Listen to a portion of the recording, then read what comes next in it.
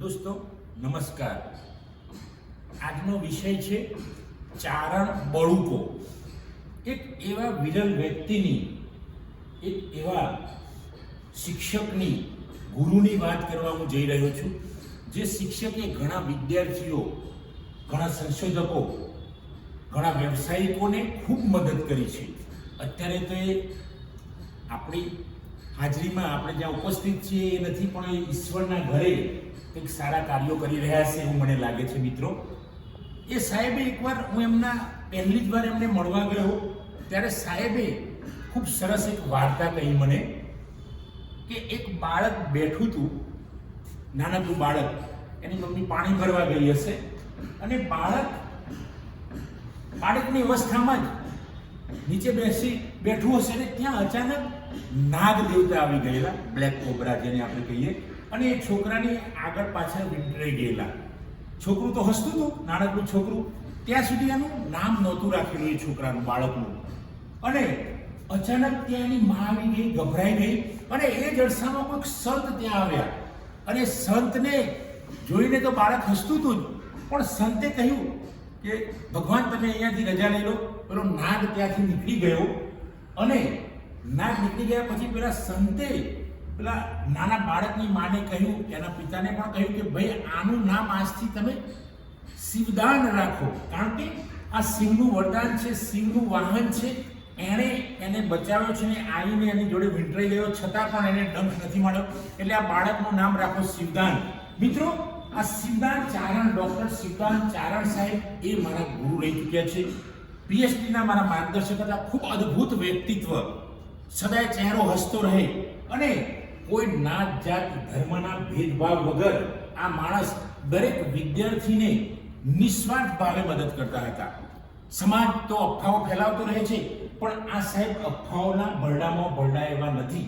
કારણ કે આજે ચારણ સાહેબની અહીંયા ઉપસ્થિતિ નથી, છતાં પણ હું એક પોઝિટિવલી હકારાત્મક વાત કરીશ કે આવા સાહેબો સમાજની અંદર બધા જ હોવા જોઈએ. હું તો એવું માનું છું કે આવા ગુરુ, આવા માર્ગદર્શક, આવા ગાઈડ, પીએચડીના ગાઈડ, એમએલઆઈસીના ટીચર, ઇવન લાઇબ્રેરિયન બધા જ હોવા જોઈએ. હું તો એવું કહું છું. તો શિવદાન ચારણ સાહેબનો પછી એકવાર મને ફરીથી અમને વાર્તા કહી કે હું એક બળુકાની વાર્તા કરું. મિત્રો, આ ટાઇટલ એમના કહેવા પરથી મેં ચારણ બળુકો આપ્યું છે. ચારણ સાહેબના કહેવાથી એ વખતે જ્યારે જીવતા હતા, એ અહીંયા હયાત હતા ત્યારે, તો મેં કીધું શું છે સાહેબ, બળુકો શું કહેવાય? એટલે કે બળુકો એટલે બળવાન, શક્તિશાળી, જેનામાં તાકાત છે એવી. તો મેં કીધું શું વાર્તા છે? અરે કે એકવાર એક ગામમાં એક સ્ત્રી કોઈ કારણસર કૂવામાં પડી ગઈ હશે, પાણી ખેંચતા અથવા તો કોઈ કારણ વજૂદ હશે, કોઈ એના લીધે પડી ગઈ અને બૂમાબૂમ મચી ગઈ. કોણ પડે? પણ કે એક બળુકો દોડતો આવ્યો અને સીધો કોઈ વિચાર્યા વગર કૂવામાં પડ્યો અને પેલી સ્ત્રીને બહાર કાઢી નાખી. પછી મેં પૂછ્યું, સાહેબ એ બળુકો કોણ હતો? તો સાહેબ બોલ્યા, બળુકો હતો શિવદાન ચારણ. મિત્રો, આ ચારણની વાત છે. ચારણ એટલે સાહેબ વાર્તા કરે, સાહેબ ગીત ભજનની મંડળી જમાવી દે તો ખૂબ મજા આવે. અરે તમે ક્યાંય ગયા હોય કોઈ ફંક્શનમાં અથવા તો એમના ઘરે, તો પેટ ભરીને તમે જમાડે, કોઈ પણને જમાડે, કોઈ નાત જાત ધર્મ સંપ્રદાય, કોઈ લિંગ ભેદ નહીં, કોઈ પ્રકારનો ભેદ નહીં. આવા શિવદાન ચારણ સાહેબને હું નમન કરું છું, વંદન કરું છું. એમના પત્ની ઉર્મિલાબેન પણ એટલા જ ભાવિક હતા, એટલા જ પ્રેમાળ હતા. મિત્રો, એક વખતની મને મેમરી છે, ઘણા વર્ષો વાત થઈ ગયા હતો, પણ મારો પીએચડીનો થીસીસ સબમિટ કરાવવાનો હતો. સાહેબનો ફોન આવેલો આગળના દિવસે કે તમે આવી જાઓ, હું સાઇન બાઇન કરી દઈશ. સાહેબ એ વખતે બીમાર હતા. એમને હાથે, હું માનું છું ડિસીઝ શું હશે પણ ખબર નહીં, પણ મને ખબર હતી કે એમનો હાથ ખૂબ આમાં ફફડતો હતો. તો સાહેબે મને ફોન કર્યો. હું એમના ઘરે રાત્રે 11 વાગે પહોંચ્યો. 11 વાગે પહોંચ્યો, ત્યાં સુધી સાહેબ મારી રાહ જોતા હતા કે ભાઈ કેટલા વાગે આવશો તમે? તો મેં કીધું, સાહેબ ટ્રાફિકના લીધે મોડું થઈ ગયું છે. સાહેબ કે કંઈ ચિંતા ના કરો, હું જાગું જ છું, તમે આવો. મિત્રો, 11 વાગે માણસ એમનો હાથ ફફડતો હતો, સહીઓ ખૂબ કરવાની હતી. ઘણો સમય નીકળી ગયો, 12 જેટલો વાગી ગયો વાતોમાં.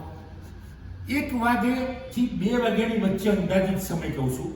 એમણે, એમના પત્ની ઉર્મિલાબેને કહ્યું કે ભાઈ આ મારા વિદ્યાર્થીને એમની સાથે 2 મિત્રો આવ્યા છે, એમના મોટા ભાઈ હશે દિનકરભાઈ, તો એમના માટે તમે ગોટા બનાવો.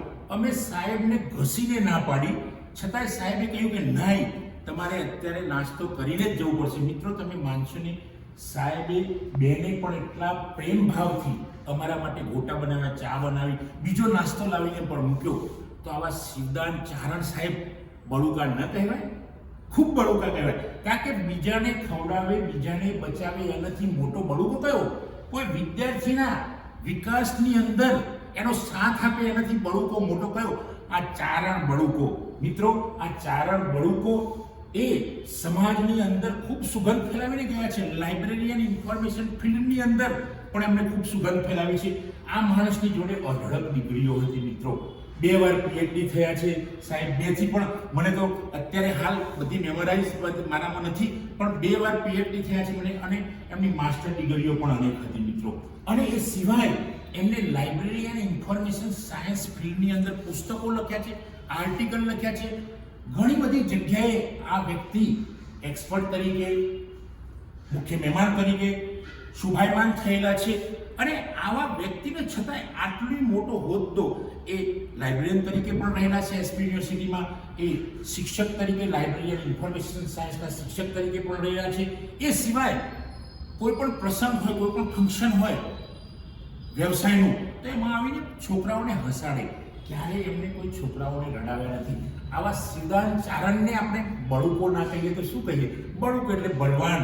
જે માણસ બીજા માટે કંઈક કરી ચૂકે છે એવા માણસથી મોટો મિત્રો બળુકો કયો હોઈ શકે? બળુકો શક્તિશાળી કોણ હોઈ શકે? આપણે તો સિરિયલો જોઈ છે, શક્તિમાનની સિરિયલો જોઈ છે. એ તો સાચી ઘટના છે કે ખોટી આપણને ક્યાં ખબર છે? પણ આ શક્તિમાન તો સાચો શક્તિમાન છે, સાચો બળુકો છે મિત્રો. એમની અંદરમાં અઢળક વિદ્યાર્થીઓ પીએચડી થયા છે. એમની અંદરમાં અઢળક વિદ્યાર્થીઓ BLISC MLISC કર્યું છે. અને જે વિદ્યાર્થીઓ કર્યો છે એમને મોટા ભાગના નહીં, હું તો 100% કહી શકું કે 100%ને સારો અનુભવ છે કે ભાઈ આવા સાહેબ જોડે પીએચડી કરવાનું, એમના ઘરે જઈએ તો જમાડે.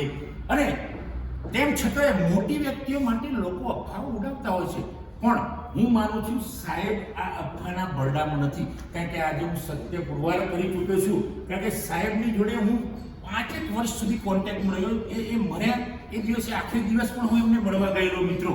અને એ માણસ એટલો બધો સદભાવી માણસ, એટલો બધો પ્રેમાળ માણસ કે તમે આવા માણસો આંગળીના વેઢે નહીં, આંગળીએ ગણી શકાય એવા માણસો.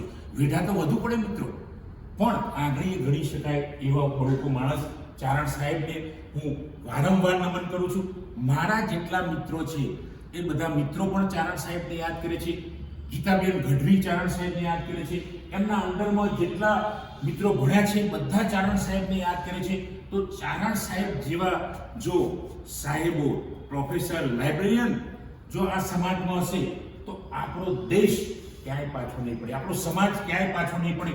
આપણા દેશનું તો આમ દુનિયામાં નામ જ છે, વિશ્વમાં નામ છે, પણ છતાંય વિશ્વની અંદર જો આવા માણસો હશે તો વિશ્વની અંદર આપણો દેશ ખૂબ આગળ નીકળી જશે, હજુ પણ આગળ જશે મિત્રો. તો ચારણ સાહેબે જે એમના જીવન પર્યંત યોગદાન આપ્યું છે, અને એ યોગદાનને જોઈને મને પણ, મેં પહેલી વાર પીએચડીમાં જવાનું હતું ત્યારે મને એમ કે આટલા મોટા સાહેબ છે, કેવી રીતે મળવું, પીએચડી થશે. એમને કહી દીધું થઈ જશે, ચિંતા ના કરો, તમે પીએચડી મારા અંડરમાં તમને પ્રવેશ પણ મળી જશે. મિત્રો એ વખતે ખૂબ કઠિન હતું પીએચડીમાં પ્રવેશ મેળવવો, પણ સાહેબને માર્ગદર્શન આપ્યું, ચોક્કસ નિયમો પ્રમાણે મને એડમિશન પણ મળી ગયું. અને હું જ્યારે એમને જોડે ગયો છું ત્યારે મને સાહેબે જમ્યા વગર અથવા તો જમવાનો સમય ના હોય તો નાસ્તો કર્યા વગર, ચા પાણી કર્યા વગર આવવા દીધા નથી. તો આવા સાહેબ ક્યાં મળે મિત્રો? આવો બળુકો ક્યાં મળે? એટલે તો મેં એમનું નામ આપ્યું છે ચારણ બળુકો.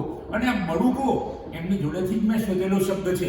તો મિત્રો, આ ચારણ એ કોઈ જ્ઞાતિ જાતિ માટેની વાત નથી કરતો હું, પણ એક વ્યક્તિ ચારણ કેવો હોય છે, આ બળુકો કેવો હોય છે એની વાત કરી છે. તો મિત્રો, ચારણ સાહેબ વિશે તો ઘણું કહેવા જાઉં તો દિવસો નીકળી જાય, પણ મેં શોર્ટમાં થોડીક મિનિટની અંદર એમના જીવનનો પરિચય કરાવ્યો છે. મિત્રો, આ ચારણ સાહેબનો વિડીયો જોઈને આપ ફેલાવશો તો ખૂબ મજા આવશે. અને મિત્રો, જો આ મારો વિડીયો આપ સૌને પસંદ આવ્યો હોય તેને લાઈક કરો, શેર કરો, કોમેન્ટ કરો, અને જો મારી ચેનલ સબસ્ક્રાઇબ ન કરી તો સબસ્ક્રાઇબ કરો. થેન્ક યુ દોસ્તો. જય હિન્દ, જય ભારત.